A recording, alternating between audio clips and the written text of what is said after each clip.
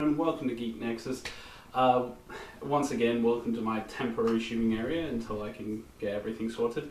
And I do apologize for the delay in videos. Again, my computer is totally busted. It's in the shop right now. It's getting repaired. So these next few videos won't have the editing I've used before, intro videos, that sort of thing. So I do apologize for that. But I really wanted to get you guys some content out. I didn't want you guys to wonder what happened, or I didn't want to completely abandon the channel or anything. That's not what I wanted. I've been trying to find different ways to try and get these videos out. One of the ways is I'm having to upload at the local library because I can't upload on my computer. So that's why there's no intro video. So I do apologize. So if you see me walking back and forth turning off the camera, that's why. So once again, I do apologize, but let's get into the thick of it. Welcome to Geek Nexus. I'm the Crazy Englishman, and today is a multi-discussion topic. First off, Comic-Con. The new rules in which they've implemented to go to the convention to get tickets is, I think, one of the worst decisions they ever made. I felt the system was a bit more fluent if it was first come, first serve. And it's not fair for those who have actually waited for hours, got up early in the morning, kept pressing the refresh button just so they can get a ticket. Now it could be anyone. An average Joe could come in like an hour later and go into a lottery spot and get a ticket before someone who, say, would wait up at, let's say the sign-on for tickets is 8 a.m. in the morning. That person probably wouldn't get the ticket. It would go to someone else. And I don't feel that's the right system. This whole system has messed up a lot of people. It's overloading. I don't think it's being dealt with properly. So hopefully they can get that sorted and go back to the way it originally was, where it was first come, first served. That way it's a little more fair system. This whole lottery system isn't working. A lot of my friends who go to Comic-Con, I won't be able to attend this year for obvious reasons. I'm in the UK now. But a lot of my friends that do want to go to Comic-Con this year are not able to go because of this whole lottery system. On the second notice, I did get to go see The Amazing Spider-Man 2. My thoughts on it, I won't do a full review of it, I'll just give my thoughts on it. Don't worry, spoiler free. Is it worth going to see? Yeah, I feel it was good. I enjoyed it. I think I enjoyed it more than the first one. I mean, I enjoyed the first one, but I felt there was more character development with Peter's character and Gwen Stacy's character. I feel there's more chemistry there with their struggles with daily life, and then Peter being Spider-Man. And I feel that the way Mark Webb, he's really good at directing relationships. If you've ever seen 500 Days of Summer, it's a great love story film. Not what you expect, and he takes real life relationships and he develops them into film, and you can see the natural development of each character as they're going through these trials and tribulations. But let's get to the meat of the subject. The one thing that people have been talking about for a long time, is this a remake of Spider-Man 3? Because as you know, Spider-Man 3 had 3 villains, Sandman, Venom, and New Goblin, as it's been called in that version. Now we have Rhino, Green Goblin, and Electro. Now, is it the same as Spider-Man 3? Personal opinion? I don't think so. I don't believe... I never got the feeling that I was watching another rehash of Spider-Man 3. To be honest, the way they did the villains, was it necessary to put that many villains in? No. I think that was mainly a push by the studio. But I feel that the way they did Electro was actually really unique. And I really like... Because in the animated series, Electro's never really had... he's one of those sub-genre rogues gallery of Spider-Man. Spider-Man really has the major ones like Green Goblin, Venom, Doc Ock, but Electro's kind of down there with the subpar rogues gallery. He's not really... He's a once-off villain. Like, every so often he'll come in. But the way they treated Electro in this film was that they gave him a little bit more meat to his character. You felt you will kind of be creeped out by in some parts. I won't say why, but it's just funny. The way they do his character, and as you kind of assumed from, I'm sure from the trailers, he becomes obsessed with Spider-Man. That does lead to his character becoming Electro, but the way they set it up is they give him more meat to his character. There's more development for his character to stand out, not just a background villain. In fact, if anything, he is the primary villain of this film, I would say. Green Goblin. Now, Green Goblin, the way they did him, first off, the actor's brilliant. I've seen him in Chronicle. Chronicle was a fantastic film, and if you haven't seen it, it's definitely worth checking out. I was hesitant at first because I'm like, oh, found footage, I'm a bit iffy on found footage, but I actually really enjoyed Chronicle, so if you get the chance, definitely check it out. And his character is almost in a similar vein as that, but with a different kind of storyline. The guy who plays him, I, for the life of me, can't remember his name offhand. Maybe you guys in the comments could probably post it, because I would have checked it out, but I'm kind of in a rush to get this video out to you guys as soon as possible, so I just want to get my thoughts out. But he does really good transitions of normalcy to insanity, and I felt that really lent to the Goblin character. Now, I won't go into full details of how he becomes Goblin or all that. I want that to be a surprise for you guys who are planning to go see the film. But I actually really enjoyed this Goblin more than Willem Dafoe. And don't get me wrong, as silly as he was, Willem Dafoe's Goblin was pretty fun to watch. But this Goblin is short, and he's not in the film majorly, but when he does make an appearance. And I love the new design. I love the fact that his face is kind of twisted. It's not a mask, it's actually him. It's a twisted visage of insanity, kind of a demon goblin look, and I felt that really lent to this character, because if they tried to do the mask nowadays, let's face it, people would laugh at it. You look at it might work in the media, comics and that, but if you tried to do it in live action, it would be laughable. I do believe that wouldn't work as well with today's audiences. But Goblin's character, I felt, was really, really well done. Hopefully we'll get to see more if they do Spider-Man, the Amazing Spider-Man 3, which I've heard they are, as well as the Sinister Six movies. Then I'm sure you guys will probably see more of his character. So yeah, what did I think of it as a whole? I really enjoyed it. I feel it's worth checking out. It may not be on par with Captain America: The Winter Soldier, but it's definitely an enjoyable film. And I feel that Sony is doing a really good job with the modern Spider-Man films. I actually, to be honest, I do enjoy the Amazing series more than the Raimi series. Not that I don't like the Raimi series, it's just I feel that being a theater watcher, I enjoy watching the Amazing Spider-Man series in comparison. Now, you guys may disagree, and that's fine. Again, I don't hate the Raimi series, I just personally enjoy the Amazing series. It's May, so guess what comes out next week? Godzilla. Now, I am super excited to see this film. I will be doing a full review of Godzilla. As a Godzilla fan, I'm going to treat it as someone who's just going to see it.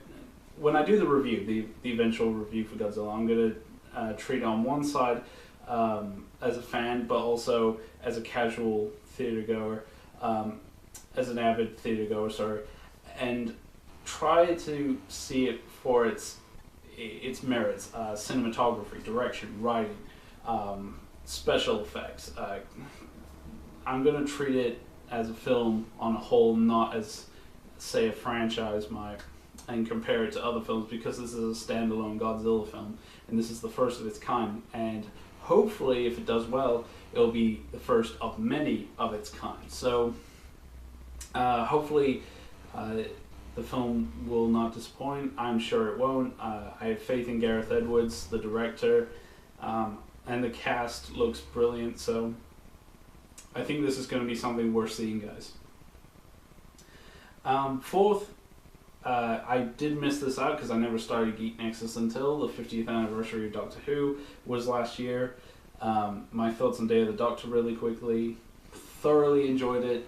I thought that, and I know this is going to be controversial to a lot of Doctor Who fans, especially not really the old fans, but the newer fans that came out. This is me talking as an old fan of the show. They brought, and if you haven't seen it now, I'm sorry, this is going to be spoilerish, but I mean, it's been out since November, so hopefully you guys don't mind. If you don't, turn off the video now, but I will continue in 3, 2, 1. They saved Gallifrey. Gallifrey exists, and none of the Time Lords are dead. Now, this is the biggest flaw I felt with the Russell T Davies series, is he killed off the Time Lords for one particular reason. He didn't feel that having the Time Lords in existence would mean that he would have to explain the Death Zone and Gallifreyan history, and it would confuse new viewers to the show. And this was, and I know why he did it as well. He wanted to give the Doctor a more loner kind of status, but the show's called Doctor Who. It's not called the Time Lords of Gallifrey, and I felt that was the biggest disappointments of the revision for 2005, the revival, was killing off the Time Lords in the first place. But now that Stephen Moffat has brought them back, I felt that there's more stories you can do with this, there's more openings. He doesn't necessarily have to spend every episode going to Gallifrey once he finds it, but I feel that it gives his character purpose again. It gives the Doctor something to hope for. We've seen for too long a very depressed Doctor. Someone's just like, oh, I've killed off my race, I'm depressed about this, and you see this more in the David Tennant series, and I felt that's one of the reasons I couldn't really get into David Tennant. Not that I didn't like his Doctor, I thoroughly enjoyed his Doctor, but one of the things that kind of put me off was not only the love story with Rose, but that's another story for another time, but the whole depressor, like, oh, I miss my family, I miss my homeland, and I killed them all. And I feel with his character, if he's supposed to be heroic, and that didn't work. But anyway, the Time Lords are back, so there's more. I feel there's more adventures you can do with this. There's more side stories you can do with this. If they decide to do a spin-off, they can easily choose another Time Lord to go in that direction. So I feel that with the 50th, it opens up a whole new possibilities to Doctor Who, as well as John Hurt's Doctor, which is a brilliant addition to the Doctor lineup. I felt that the War Doctor was very sympathetic and easily became one of my favorite Doctors, and he was only in 2 episodes, The Name of the Doctor and The Day of the Doctor, and I feel that he really made an impression with that, and I am more than happy to welcome him into the Doctor line. I accept his Doctor. I feel Moffat treated it really well. Whether you hate Moffat or you love him or you're meh, I feel that he did a brilliant job with the War Doctor. So that's my summary of the 50th really quickly. I know there's a lot of content coming out from Geek Nexus, trust me, and I'm trying to get my computer fixed so I can do a lot more. Then I can start setting up my set, so you guys are not just looking at me on an Arab mattress with a white background. So I do apologize for that. Again, I do apologize for the delay. It's been really stressful after the move, and then my computer breaking. It's just been crazy. So if you have any questions at all, what's going on with the channel, that sort of thing, feel free. I'm going to put my email in the description box below. There will be more Halloween Horror World content coming. Right now, today is the deadline for the Halloween Horror World icon contest. So if you haven't sent those in, please send them in now. I've gotten a few and I haven't been able to read them yet. I am going to soon after this video is done, and I can't wait to read them. So if you haven't put your icon in, please do it today. I may add a few days just in case, just for those who saw this late or saw the Halloween Horror World icon contest video late. So no worries, I will be extending the deadline to let's say May 7th. That gives you 3 days to get your icons in. So again, May 7th is an extension on the deadline for the icon contest, and then shortly after I will pick a winner, and that winner will get a full spot on Halloween Horror World, a full video, and trust me, I will make the effort to try and make it presentable, the set, that sort of things for your video. And then as well as on the Facebook page, on the official Facebook page, you will have a full article on it. So that's really it. So as for Geek Nexus, there's a lot of content coming up. I am working on the Renaissance Fair video that me and a few friends, we went to the Renaissance Fair, and I may talk about Monsterpalooza. I know that was, I believe that was March. Yeah. So I may make a video for Monsterpalooza. There's a lot coming up this year in the UK itself. There's a few conventions I'm interested in attending. First, I've got to find a job, which is taking the priority as well to making the videos. But I'm trying to balance my schedule out. So there's a lot of exciting things. I have a few videos coming up talking about cosplay, conventions. I have a few Geek Nexus ideas for fandoms, talking about fandoms. So I hope you guys will look forward to that. I really enjoy making these videos and I enjoy talking to you guys. You guys bring a lot of good ideas to the channel.